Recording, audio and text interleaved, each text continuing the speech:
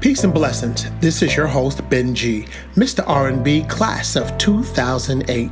Welcome back to the FSU Our History is Here podcast, Volume 1, Episode 2, as I continue to interview 3 of the 12 founders of the Friends of SU alumni group: Ed Brown, class of 69, graduate 78, Gwen Wilcox, class of 74, and Andrew Mans, class of 73, graduate 75. Listen and enjoy the history and facts about students of color and their impact on the Syracuse University campus.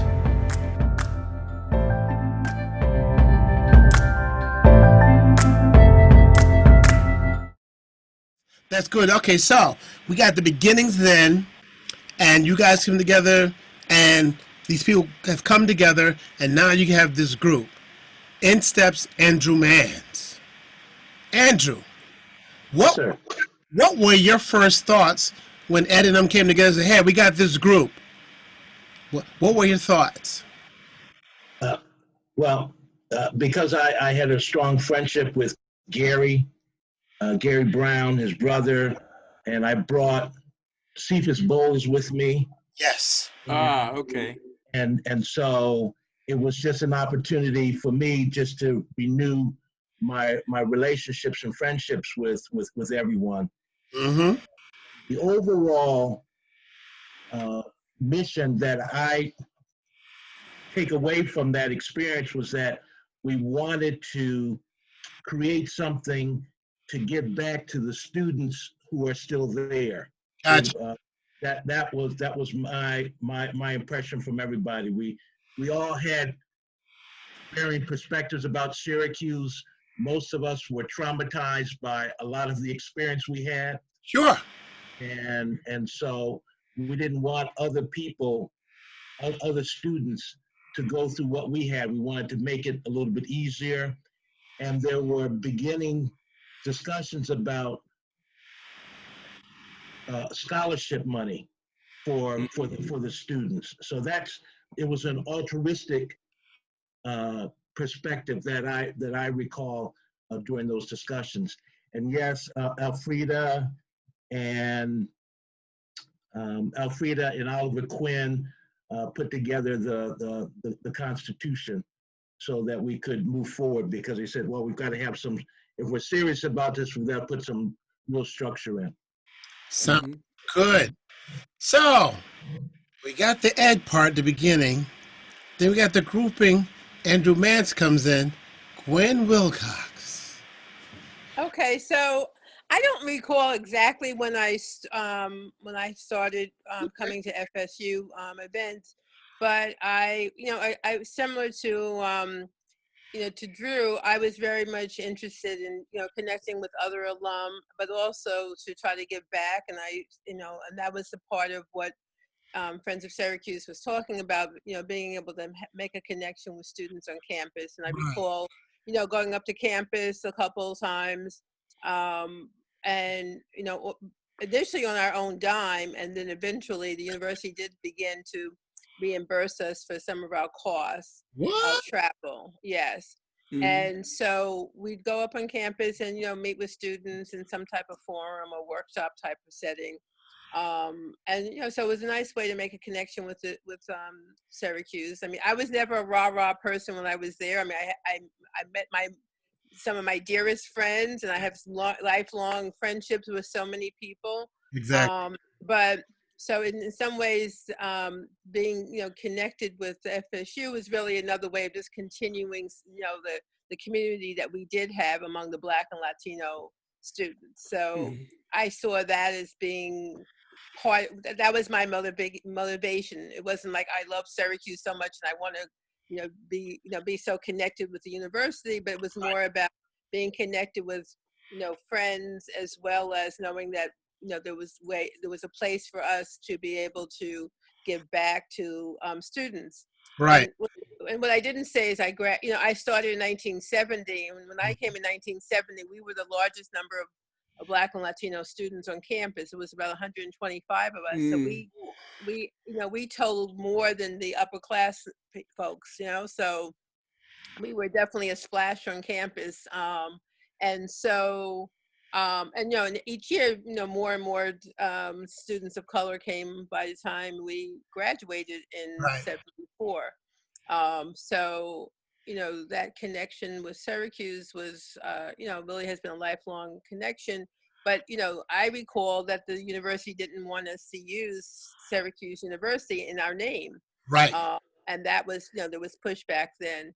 So, once I got involved and I was elected president, one of the, we also started doing, some more programming at Lubin House. So we had events, we had, book parties, and just other events that we could, have an opportunity to socialize with other alum. Right. As well as, and doing programming for students. And, of course, by that time, there were, significantly more alum than there had been in the past, and so, with each year there was graduates, the potential of students of alum was much larger. Right. And so, one of the highlights was, I think, from being involved with Friends of Syracuse, was the fact that it really was the birth of the coming back together. It was. And, Thank you. And so, I was, after my term ended as president, Wayne Brown, may he rest in peace, became president. And, so that class in 1978 was the class that, was really the impetus for having CBT. Robert Hill had joined the university, and part of his responsibility, or main part of his responsibility, was to help to develop the Black and Latino alum. And in terms of being able to give back to the university, to give back to, to be able to, donate money for, to the university for scholarships and so forth. And so, the class of 78, that was very much they very well, highly spirited and very close class.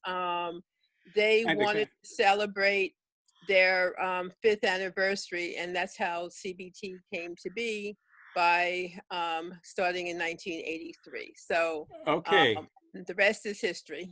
Now, let me say a couple of things. Sure. One, I did have a conversation with my brother earlier, and plus we've had conversations over the years. And I have 2 quotes I want to bring up, and coming from Gary Brown and Alfreda. Yes. Yeah. But we both said that Gwen is the link between the Friends of Syracuse and CBT, that she knows, and she just did exactly that. She just linked the two. But just from the beginning, let me see. Here's what Gary said about Friends of Syracuse, and here's what Alfreda said in terms of concept from the beginning. He said, in a lot of ways, Friends of Syracuse provided a basis for. He said they provided a basis for the coming together activities. Yes. He said that our early events focus on student career workshops held at the student Lubin House and on Syracuse University campus. And I'm going to tell you a brief story about that in a second. Yes. Most of us were first generation college students, so we knew the importance of sharing professional experiences with younger first generation college students. That's a quote from Gary Brown. Gotcha. According to Alfreda, alumni, she said that alumni wanted to ensure that the initiatives of the African-American students had pressed for during campus would not be retrenched. And this is a quote, "We were concerned about always improving the quality of African-American students on campus. The classes of 71 and 72 in particular made great strides in terms of the African-American Studies Department and the Black Cultural Center." Let's see. And we wanted to continue our dedication to these far-reaching events.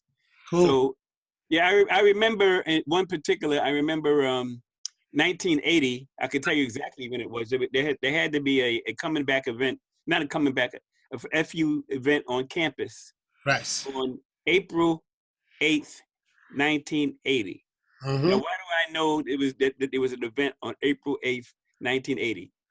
The reason I know is because I was trying to talk my brother into not going to that event. Right. But he did go. Okay. And as a result, when his son was born, I got to see his son before he did. I was, I was telling, I said, Gary, don't go. He said, no, it's okay. It's not going to happen. It's not going to happen. I said, Gary, you shouldn't go. You know, anyway, it was an argument. But anyway, a lot of this stuff that like happened once Michelle became president, I kind of like was relieved in a way, and I just let the organization flow. And by the way, my brother and I both want to thank you, Ben Green, for keeping the whole thing going. You know, because it can't go. You know, college generations are kind of very short, 4 years. Yeah. And we kind of noticed that afterwards that I was 28, and at the time in 1975, and I was 30 in 1977. And we noticed afterwards that there seemed to be people in their 20s who kind of like kept the organization going afterwards. We know because we would get off into our careers and stuff. Sure, about a lot. But you know, anyway, it couldn't have happened without. It couldn't. It would have been. It was an idea, right? And then it was and then we made it happen. Mm-hmm. But then for it to actually be happening and us to be talking about it now in 2020, that's to a large measure due to the efforts of one Ben Green, and we want to thank you for that. Well, thank you. I would echo that. Yes, Ben, you have definitely kept the mantra going with Friends of Syracuse University. Mm-hmm. So yeah, and I thank you guys for the inspiration. I was saying that to Gary. I texted him and stuff because he was thanking me. I said, man, if it wasn't for you, I would not be here. I would not be in this predicament. You know, not predicament, but be in this great situation. Because now that we went from Ed, we went to Andrew, we went to Gwen. In my junior year, well, I remember. Now, what year did you start again? Now, here, I came into Syracuse in the fall of 1977, right? I was supposed to graduate in 1981, but as you know, Syracuse is expensive. And yes, I come from a single parenthood. I barely had enough money to finish up my freshman year. Mm-hmm. Okay? So, what did I do? When I came back my sophomore year, I knew that the second half of my sophomore year was going to be rough because I didn't have any money. So I found out that you could take a leave of absence and, come back. I'm like, come back? I'm not going back to New York. So I worked. And that was fine. But that was hard because how do you work in Syracuse and knowing that all your buddies and friends are on campus taking classes? Mm-hmm. So I worked and then I came back and I kept switching. Like for 1 year I was off. I came back. I remember I left in spring of '79. But I stayed in contact with my buddies and no one knew this. But when I was there, I was still involved with WAER. Because we don't tell our secrets, but you knew it. That's the radio station? Yes, it was a student run then. Yes. Yeah. Okay. So a lot of things happened after we left. Let me tell you what the campus was in 1969 when I left. Gotcha. Okay. SAS is started in the spring of 1967, and there's a whole story around that. Yep. Martin Luther King Library. The idea was the day after Martin Luther King was assassinated on HBC Krause. And I'm talking with Byron, Lynn Hooper, and Jim. And I said, we need to do something about this. Maybe we should start a library. There you That's the library. The Black Studies program starts in, the move for that is in the spring, my senior year. Gotcha. So those were the three organizations that were there when I left. Now it also started a chapter of the Qs. Okay, in my senior year, and me, Byron, Troy, and Jimmy, who are now retired doctors. Mm-hmm. And that's another story.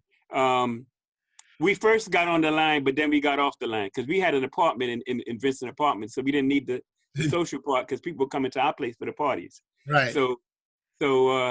But now I say maybe I should have went on for other reasons, but at that time it was Black stuff. I want to know why we were doing Greek instead of ancient Egyptian. Right. But anyway, the longer the short was so the foundation was SAS, Right. Black Studies program, Martin Luther King's library, and the beginning of a fraternity. That's how I left Syracuse. Gotcha. And then all of this other stuff flows afterwards. And then we come in 1975 and do the Friends of Syracuse, but that's the alumni off the campus.